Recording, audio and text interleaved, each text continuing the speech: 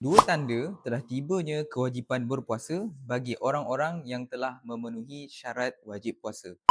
Pol, pol, pol, pol, pol, pol, pol, No pol, por esta pol. culo, saya Dua tanda telah tibanya kewajipan berpuasa bagi orang-orang yang telah memenuhi syarat wajib puasa. Iaitu yang pertama, apabila telah sempurnanya 30 hari bulan Syakban. Seperti mana diriwayatkan, sumu li ru'yatihi wa aftiru li ru'yatihi fa in ghamma alaikum fa akmilu iddata Sya'ban 30 yauman. Berpuasalah kamu dengan melihat kepada anak bulan. Berayalah kamu dengan melihat anak bulan. Sekiranya kamu dalam keadaan ragu, maka sempurnakanlah pada bulan Syakban itu sebanyak 30 hari. Jadi apabila telah lengkap 30 hari di bulan Syakban, maka wajib untuk kita mula berpuasa.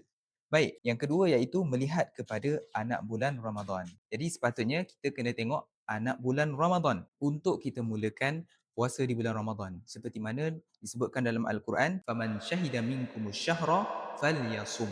Jika dalam kalangan kamu telah melihat kepada anak bulan, maka hendaklah dia berpuasa. Allah Ta'ala alam. Pol, pol, pol, pol, pol, pol, pol, No pol, por esta pol. culo, saya